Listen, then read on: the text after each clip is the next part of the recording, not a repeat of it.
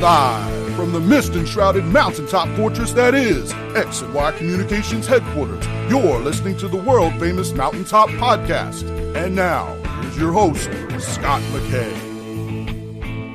Hey guys, my name is Scott McKay. I want to welcome you to the show. This is the Mountaintop Podcast for X and Y Communications.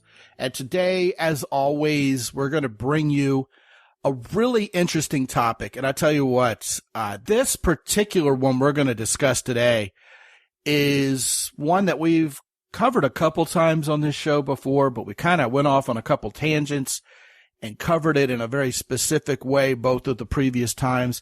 I wanted to hit it with more of a general idea this time. Instead of focusing on just a certain aspect of it, I want to talk about how men make friends with other dudes, build alliances with other dudes, certainly, and also kind of in association with that, talk about how to build a social circle, not just with women in it, but also with other guys when you relocate, because a lot of us, of course, are moving from city to city nowadays, either by choice or because the company said so.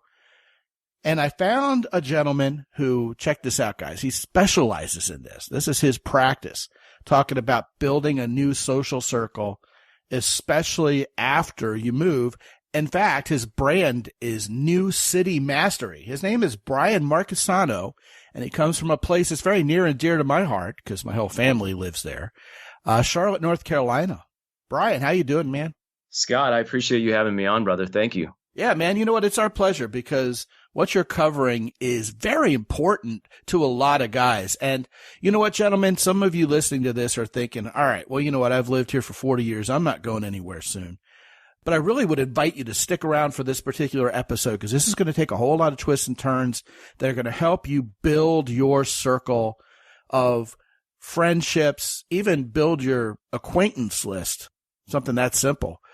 With the guys in your local area. So, Brian, first of all, what influenced you to make this your livelihood? What makes you so passionate about this, and why is it part of your purpose these days?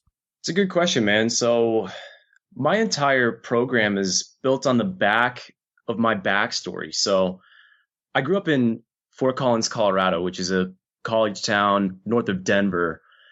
Wasn't a lot of opportunity for me financially there. So what I ended up doing was taking a plunge and moving here to Charlotte, which is where I live now, for a finance job. And in the beginning, I was really excited. I was going to be in a new location where I was going to make a lot of friends, meet a lot of women, and make a lot of money. The reality of the matter that I found is that starting from scratch and making friends that I actually liked was way more difficult than I thought it would be. So just with my experience in life, having always solved my problems through seeking education and through knowledge, I started to tap into the world of dating and social dynamics. And what happened for me was I had a really massive breakthrough in every area of my life when I stumbled across my ability and skill set to develop a social circle. Now, this includes men and women. And from what I put together and created, I started seeing a whole different side of life I didn't really think was possible. I mean, I was getting invited to vacations overseas.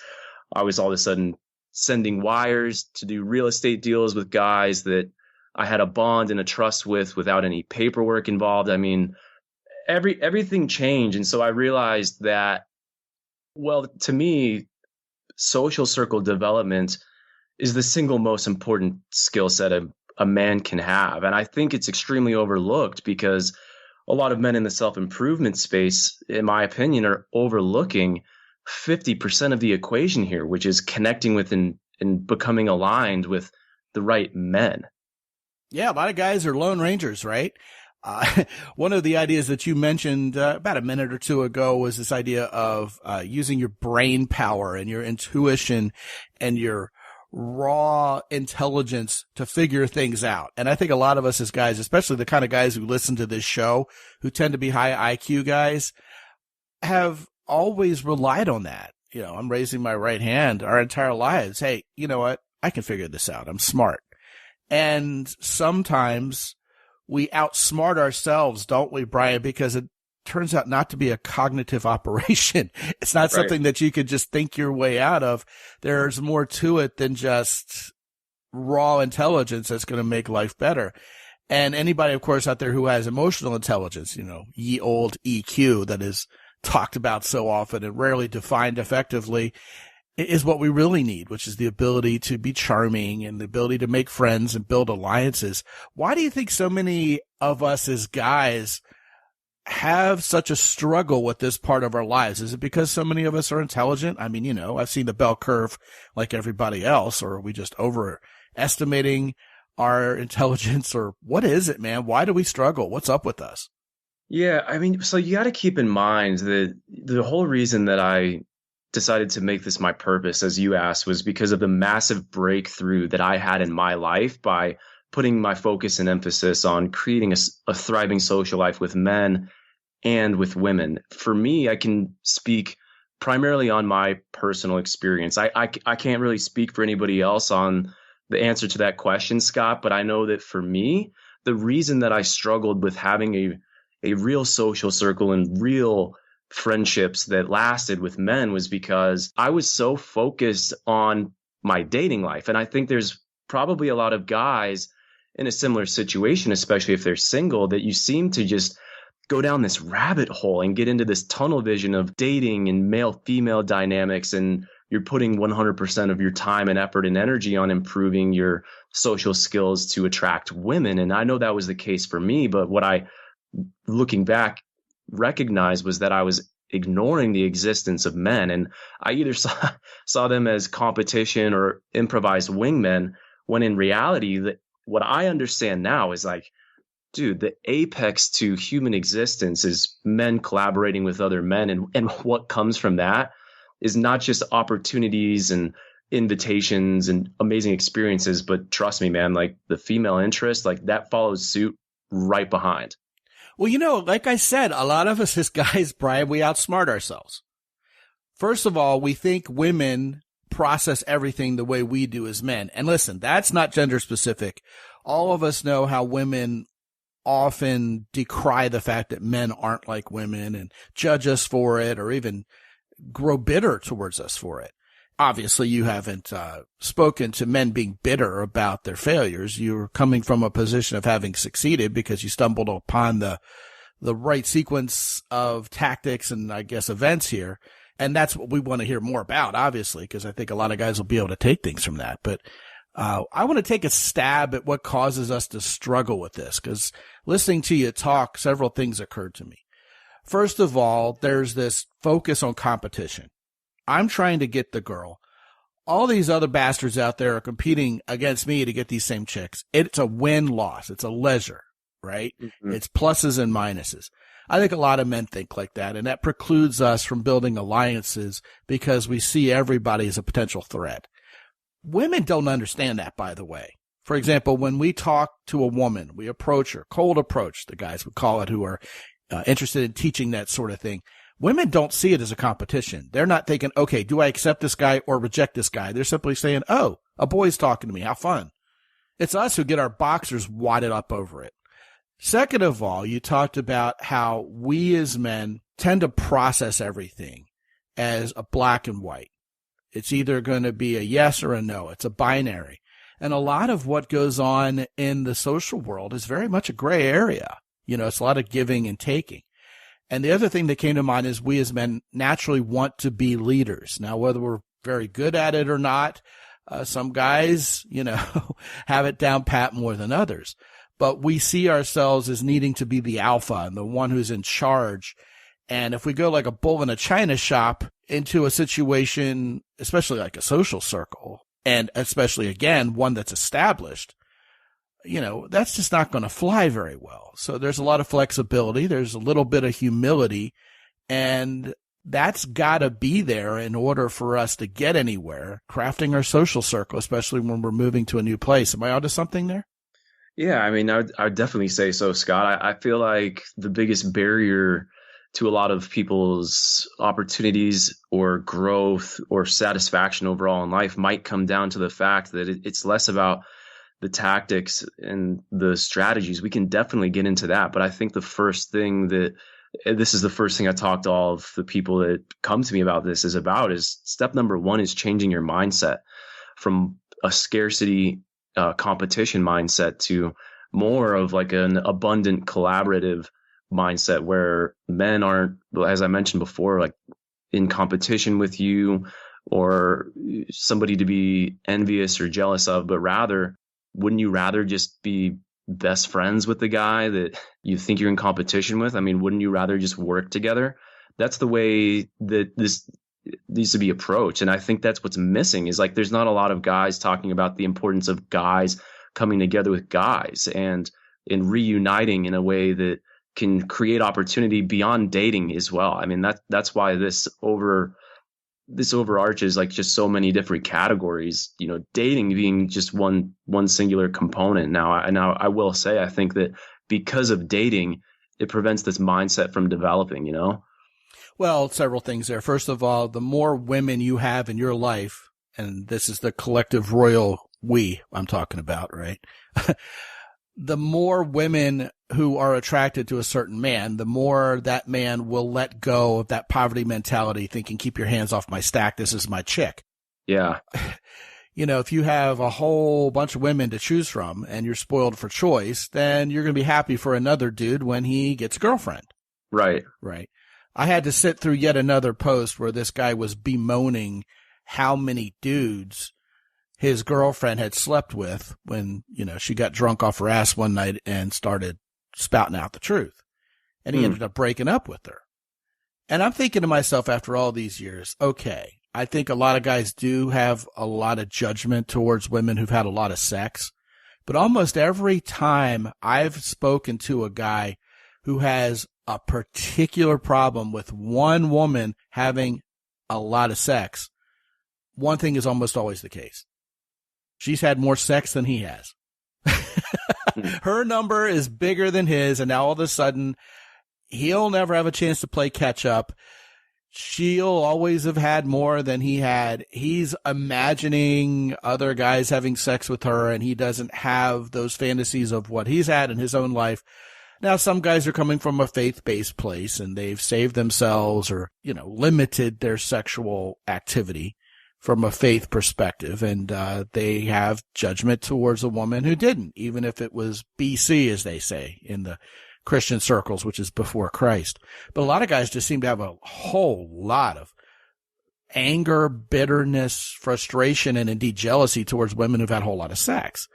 Whereas men, once we start becoming attractive to women, you know, the amount of sex we're having aside, it just seems like that competitive nature over, I have more girls than you, or that kind of schadenfreude where I hope my buddy gets rejected by that woman at a bar tonight because, you know, I don't have any women to go out with. You know what it all points to? That kind of segues into that other point you made so brilliantly, Brian, which is so many men just don't know how to build alliances with men because they don't see the value in it.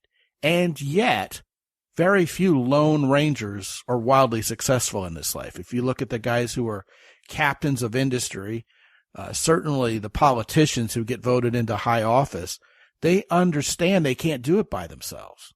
Somebody who was extremely smart said, the way I build my business is to hire people who are smarter and better than me at things I'm not uniquely good at. And together we build a business. You know, even on my kids' bicycle motocross racing team, it's very much an individual sport. You go out there on a gate with a bunch of other kids and you win or you lose. But when you're part of a team, you can celebrate the state championship final victory of the kid who has the same jersey on as you. It's like, hey, all right, we're all winners. Like the tide lifts all boats in that situation. And I think that's kind of a microcosmic view of sort of what you're getting at, right? The more alliances I have built, not only with women, of course, but with men, the more general success and, you know, the better feeling I have about life in general and where it's going, right?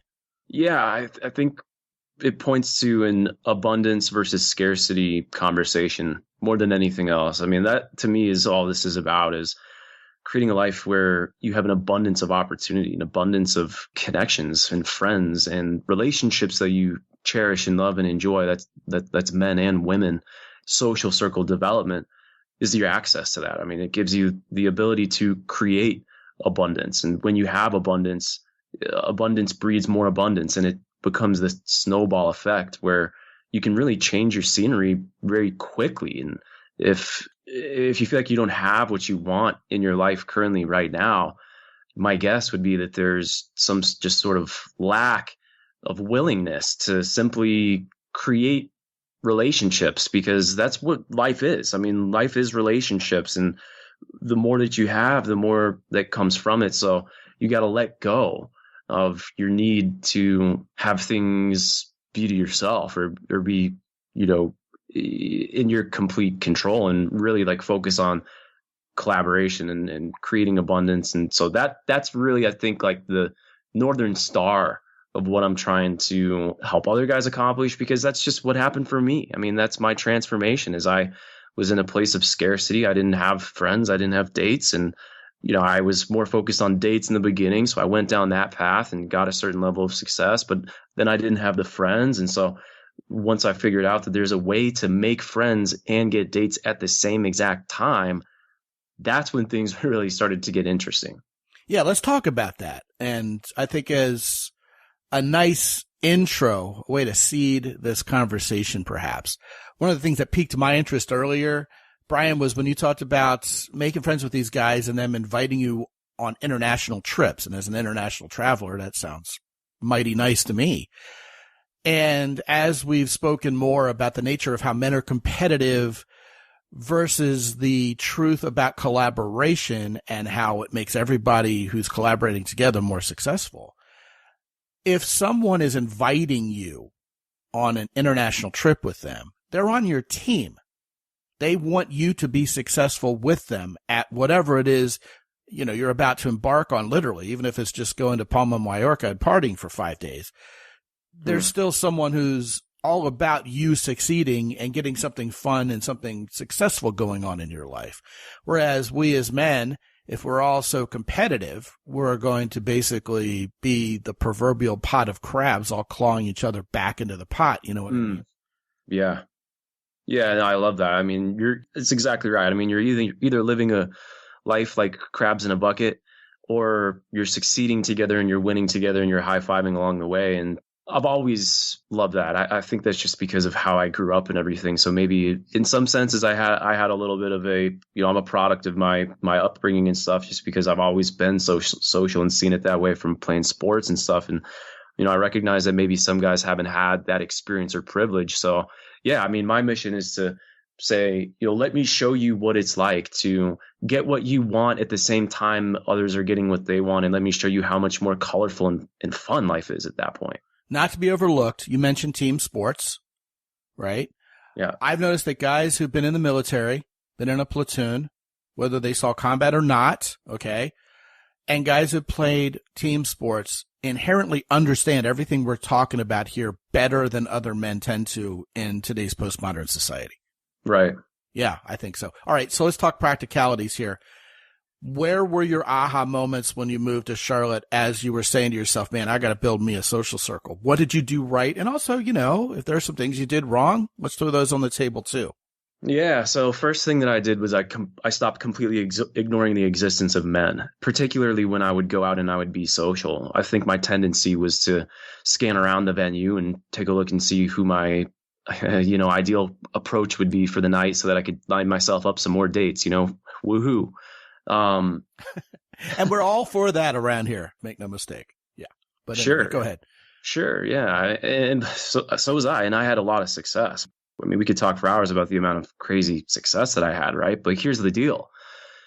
I decided to take that same approach with the guys that I saw, because as guys, I think it's similar. You kind of see the type of person that fits your mold. You're like, okay, that guy seems to have a good head on his shoulders. He kind of has the charisma that I admire. And typically those are the guys that you'd be fearful would steal your chick, or maybe even be jealous of and become a hater about. That was my mindset. So I made an effort first and foremost to reframe that and say, all right, what if he was instead my best friend. So I started putting an emphasis on using the same social skills that I had with women to go up to guys and do the same thing, where I'd make an observation, give them a compliment, strike up a conversation, get to know them a little bit, and close their contact information, and making it an effort to introduce myself to men that I thought for whatever reason might be an interesting prospect for friendship. So that's where it started. Okay, so the elephant in the room here is, Brian, you're making this sound like it's the exact same process to cold approach a dude and make friends with them as it is to go meet a woman and ask her out. And I think most of us sitting here on the other side are thinking that would be really weird if it happened to me. If some dude just approached me at a bar like he was approaching a chick, frankly, I think he was gay. Right. So what are you doing differently here? Where's the nuance in what you're talking about? Yeah, well, that's like kind of like the comedy within some of my pitch is like, the breakthrough that I had in my life is when I cold approached a guy, and it's obviously like I'm as straight as they come. I'm as straight as a freaking arrow here. But I mean, look, if you're starting from scratch, if you don't have friends, then what else are you going to do? You're going to go on meetup.com, or you're going to go on Bumble BFF, or you're going to go to a networking event. I mean, you could do all of those things. It doesn't matter. You're certainly not going to go on Bumble BFF. Let's just throw that one down. Yeah, that's not going to work. So at the very top of the funnel of creating a relationship is an introduction. So you can either wait for that to happen organically, which is fine, but if you want to accelerate your success, then have some courage and introduce yourself. I mean, it's not the same because you're not showing when it's male female dynamics, there's intent that you show that's sexual. If you want to make your intentions clear and spark polarity and all those different things, right? For a guy, it's just as simple as like, dude, like I've noticed that you had the new Air Force Ones on, man. Like I've been thinking about getting those for a while. Like I got to ask, like, are they worth it or what? And so you can just strike up a conversation and talk guy stuff. I mean, is that a cold approach? Yeah, I guess. I mean, it's just I don't like to call it that because it's connected to pickup, but sure. This is just striking up a conversation. I think that's an extremely important skill set, is being able to strike up a conversation with anybody. I mean, if you're in an elevator and a guy walks in the elevator, I mean, why not strike up a conversation? I think you've kind of hit on something, if you'll pardon the pun, very important there, which is the golden skill here, is learning how to start a conversation with anyone, which of course is a lost art in our postmodern culture where everybody's connected to their phones and social media. I mean, we see, infamously groups of friends out at a restaurant together and they're all not talking to each other. They're all individually buried in their phones. So starting a cold conversation, which is what it is, Yep. Regardless of the connotations there with pickup or whatever, is unheard of nowadays. I mean, I could go out, run errands, live, move, have my being, and whatever, and nobody I've never talked to before will ever talk to me first. Right. Unless there's someone who's directly assisting me at a retail establishment or whatever. And yet, when we are the first people who do that, post-COVID, where everybody's social skills have atrophied, and, I think especially nowadays, that's reached a fever pitch. It's like a crescendo now. People are so longing to be social, and some people don't even realize how much they're longing for it. And what I've noticed, especially out in field with guys, and I've talked about this in previous episodes, but it bears repeating in context here because we're talking about a completely different situation, is that when you do, summon the courage, which is what's necessary, I mean, let's be real here, to start a conversation with someone else, they appreciate it. I mean, they may be shocked at first, but they'll be like, oh, yeah, man. And it's men and women. I've had at least one guy hire me to take him out in the field and just be social with everybody, right? Not just with women. And it kind of caught me off guard because what I do is I take guys out and teach them how to be better with women. But this guy was like, I want to be better with everybody. And sure enough, he's better with women because he's decided to be better with everybody already. So the art of being social, the ability to, get out of our own heads a little and risk being social with other people reaps big benefits and has huge dividends. And I'll tell you, I don't want to underestimate the tactic you're using here. You said it's really not about tactics. It's about simply being real and being social and letting it flow. I understand that. But we as men tend to build alliances with each other through common interests, common experiences. And if you do walk up to a guy and go, hey, you know what? That's an amazing motorcycle. How'd you find the parts to build that thing? Or you say, those shoes, man, I've been looking at those shoes. They're pretty sweet. Are you pleased with them? Or, I've been looking at that new pickup truck that you're driving. How's it run? Almost every time the dude will get into a really nice conversation with you about it. Even at a bar, if a guy's drinking a beer, you're like, hey, I've seen that beer around. Is it any good? Oh, yeah, man, it's, kind of hoppy. If you like, IPAs, it's going to be really good. Most guys will be pretty chill about that. And even if they're a little guarded about why is this guy talking to me? I mean, is he gay? Is he hitting on me? Is he just going to try to, get me to join his downline, for some multi-level marketing thing, whatever the doubt there is, by taking the freaking lead to be real and human and, kind of say, hey, look, I'm unarmed here. Kind of like an honest handshake, right? You can break through, and you can break through quicker than you think. And then those people will start introducing you to their friends. And the next thing you know, you have the social circle, right on?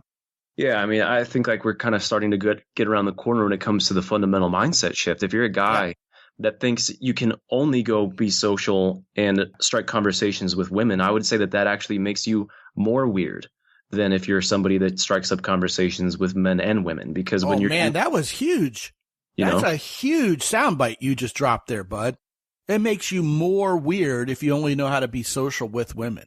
That's massive. Keep talking. Yeah, absolutely. And I would even say that if you wanted to get better with your social skills, your conversation skills, starting a conversation, leading a conversation, and even closing conversations for contact information, start off with guys, because not only, like you said, they're easy to talk to, because a guy he's not going to have defenses like a woman. A woman automatically thinks, what does this guy want from me?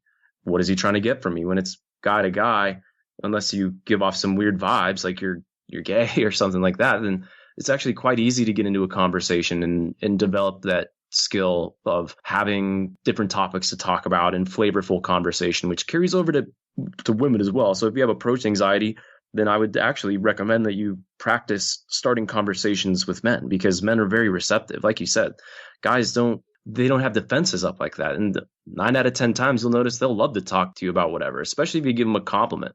I mean, it's just, they don't get that. It's not the same as a woman who's getting bombarded with attention. I mean, guys will you can have a great conversation, and that can actually help you get into a good social flow and a social state. So yeah, if you're a guy that wants to get better with your social skills, I would say it's more of an undertaking to go be social and put 100% focus on just approaching women, because you have a clear agenda. There's a clear intent, and you can actually, in some circumstances, get yourself a bad reputation if that's all you're doing. So I would tread lightly, actually, when it comes to that, especially in your own city where you live, in your local neighborhood, right? I mean, think about that.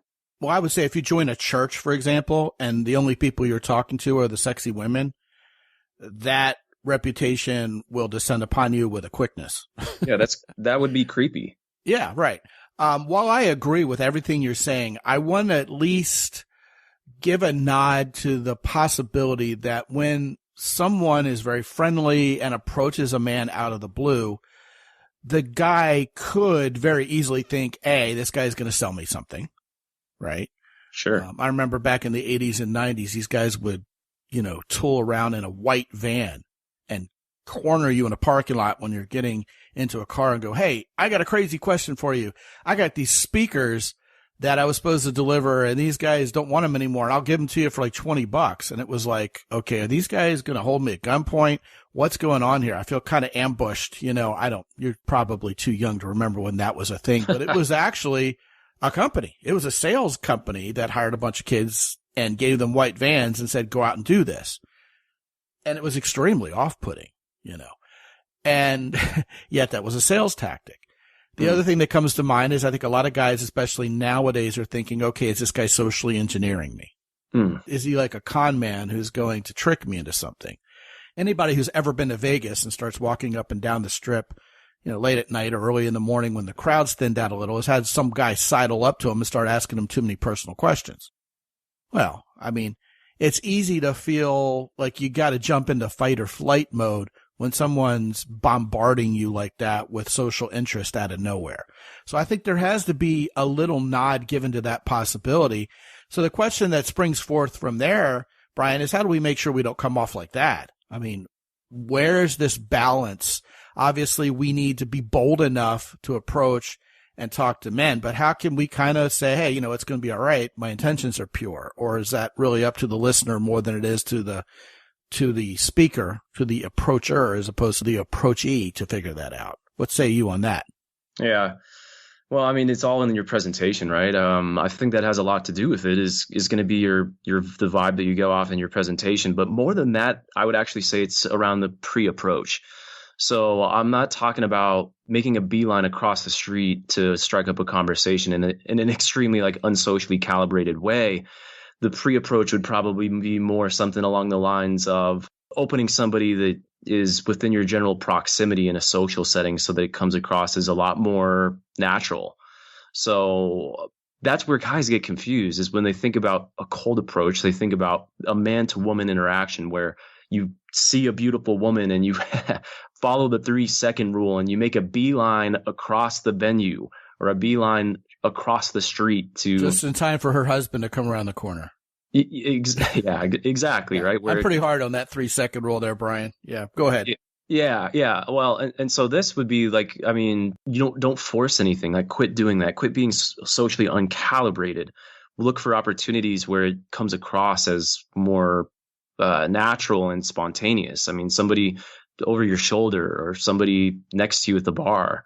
I mean, it's not going to come across like you're trying to sell something if you were standing there next to him for 5-10 seconds looking for a drink anyways. It just seems like a casual encounter. And that's what this is about, is just casually having the skill set, not some forced, uncalibrated approach, because that would be weird. If some guy walked up to me from across the street and said, hey, man, I know this is super random, but I just saw you over here and you seemed like a cool guy. I just wanted to say what's up. I'd be like, that's weird. That's definitely uncalibrated. That's what I was talking about. Yeah, and I mean the skill that goes along with that, and I will label it properly, I think, a skill, is that of being observant. Mm-hmm. I mean, read the freaking room, right? I mean, here's what's going on here. Here's a guy who you could theoretically have something in common with. He's not in a conversation with anybody else. Talk to him about what's interesting to him, and you'll be interesting, and maybe you'll make a friend, or maybe you'll make a business acquaintance. If not, it was just a conversation. Yeah. Yeah. As opposed to this kind of love bombing of personal interests towards you. It's never going to be received properly. It's not unlike sales, is it? I mean, if I help someone buy, they're in. If I seem like I'm just in it for some sort of commission payout socially, it's not going to be received well, right? Yeah. And as we get further down the line into more of what happens after this, is throughout the entire process, you should be communicating that you're not looking to get anything from them. As a matter of fact, the entire goal in the entire process through and through is to bring value to them. So from the very beginning, I'm bringing value to them in the form of positive emotion. Typically, it's going to be some type of observational compliment followed by a question, so that this way I'm just eliciting positive emotion, and there really isn't an agenda. And I'd actually recommend that the conversation that you have is very, very short and sweet, and is actually cut off earlier than expected, just so that you don't give off these creepy, weird vibes like you're fishing for information or going through an interrogation, but rather it was just you want to create genuine, casual encounters as often as possible, because what you're going to ultimately do afterwards is where we can talk about more of the strategy, but you don't know who this person is either. They may or may not end up being a good long-term friend for life, or someone that you never want to see again. But you don't know whether or not that's the case unless you can dare to be social. But what we're going to end up ultimately doing here with men and women is making contacts and making connections, casual acquaintances, and kind of building up a list of people that we can create social scenarios with. So that's where more of the follow through comes into play. And it's what you do after that proves to everybody unequivocally that you're not a sleazy salesperson trying to get them to pitch in on a timeshare with you or something like that. So it's more also about the follow-up and what happens next. That's extremely important. So, yeah, of course, we're going to talk about that next before we wrap up. But I do want to at least give a nod to the idea that while we're not bombarding these people with questions and drilling them for information in a way that's going to start feeling suspect, we also don't want to let the pendulum swing the other way and become real needy and be an approval seeker and start bragging about why this person should want to, make friends with us because we're so cool. There has to be just a kind of a quiet confidence where we're listening and making natural conversation and, again, being observant. So I wanted to mention that because I think it would be valuable for at least somebody out there to hear it. So what does this follow-up look like, Brian? I mean, after you've been talking to this dude and you're like, hey, this is someone I could have a beer with, what next? Yeah, so the entire process is getting a skill set to be able to open conversation with everybody and have quick, flavorful conversation with good questions and good personal input, and then consistently closing for contact information. I recommend Instagram. It's very non-invasive. It's an easy way for you to connect with people and for them to see into your life and you see into theirs, especially if time goes on where you don't communicate with them again. They might be able to get a sense of your life and their life through things like Instagram stories and posts. And then ultimately what you do at the end of the day, or literally, technically at the end of the week or the following week, is you'd want to just reach back out to all the acquaintances that you've met and just invite them and just casually invite them to come be social in another similar environment. So that's where there's some emphasis around in your local area, finding out where your just cool little local hotspot is and making it a point to go out and be social. And then for all the people you've interacted with, invite them to come along with you and bring friends and be the social connector and be that person that brings people value through the form of invitations and interests and in getting them together in a way that is enticing and not weird or creepy, because you're in a public place. There's other people there and they have an opportunity for men to meet other women, women to meet other men. You can become the connector and the matchmaker. And along the way, you're going to make friends. Along the way, there's going to be a woman that's interested in you. Along the way, there's going to be people that you don't vibe with and you don't ever see them again. But look, there's no losing here. Yeah, I love it. And, you answered the question that I was going to ask next, which is, okay, I'm going to invite these people to something social. Well, what would that social thing be? I mean, I can't create it out of the ether. And I think you answered that very well. The key word that you just mentioned, in my estimation, is connector.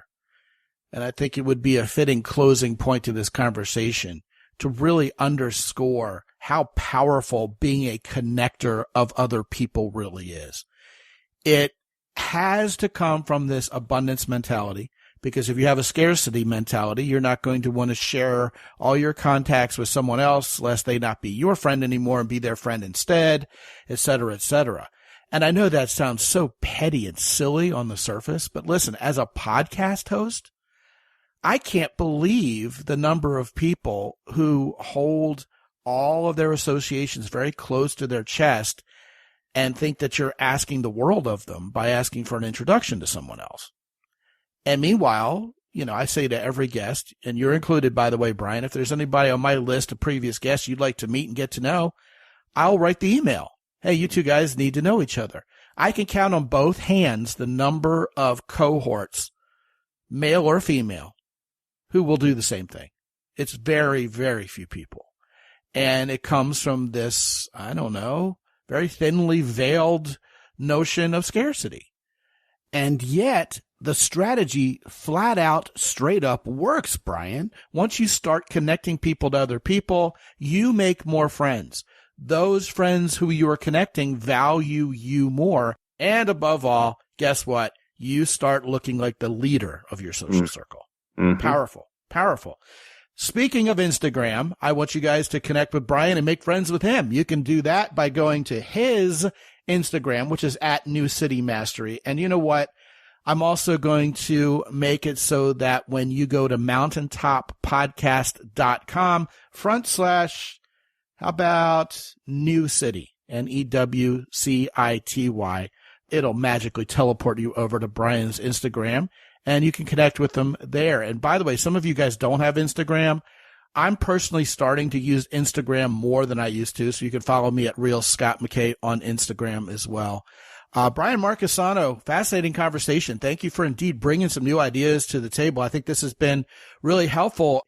even if it's a little challenging to these guys to kind of take it all in and feel that they can make it actionable, I encourage all you guys listening to take what Brian's told you to heart today and go out and make the effort and just see how it goes. Mm-hmm. It's not unlike talking to women in that once you get a couple or a few approaches under your belt, you're going to realize, hey, maybe this wasn't as scary as I thought it was going to be. And just go up and talk to a guy about his pickup truck or his, what beer he's drinking and just see how it goes. I would respond positively to that.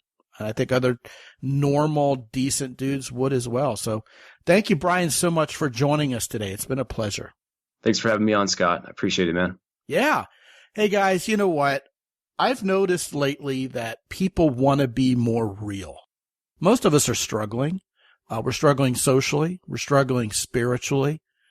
We are in pain that we don't let people know about very often. And I want you to know I'm right there with you. I'm a real guy just like you. All these people who seem to get on Facebook and just show a highlight reel, hey, something else is going on under there. And I want you to know that going forward, X and Y Communications is going to focus on being as real and genuine as we can. And I don't think we've ever been fake.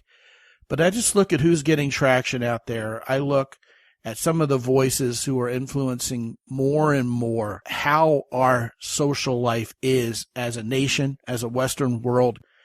And I can read the freaking room, like I mentioned about 10 minutes ago. People want to be genuine. People want to be authentic to the point where it hurts.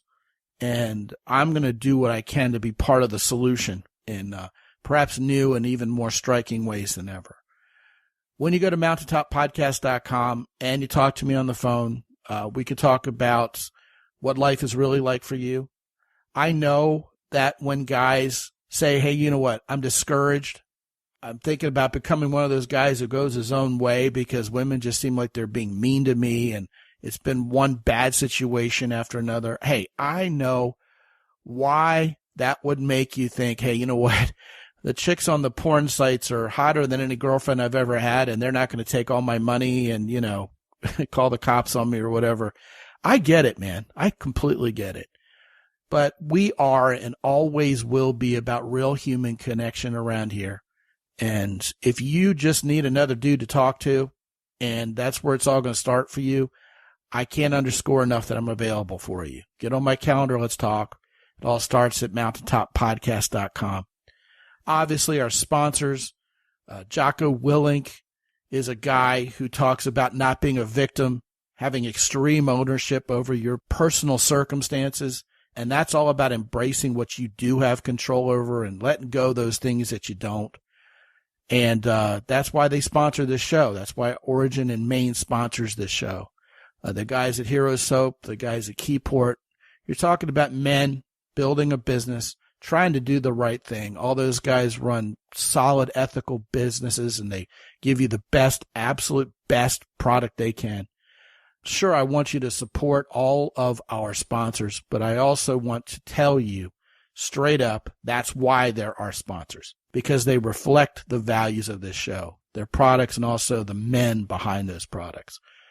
As always, use the coupon code MOUNTAIN10 with any of those companies, but it all starts with a trip to mountaintoppodcast.com, and you're going to find out very quickly, gentlemen, especially if you're new to this show, we're a lot different than anything else you're reading or consuming around here. We're all about you, your success, and we're going to do it with the surround of authenticity every time. This is Scott McKay from X and Y Communications in San Antonio, Texas. And until I talk to you again real soon, as always, be good out there.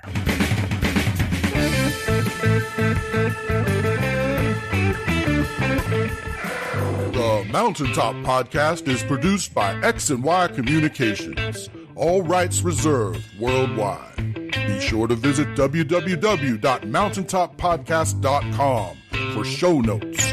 And while you're there, sign up for the free X and Y Communications newsletter for men. This is Ed Roy Odom speaking for the Mountaintop Podcast.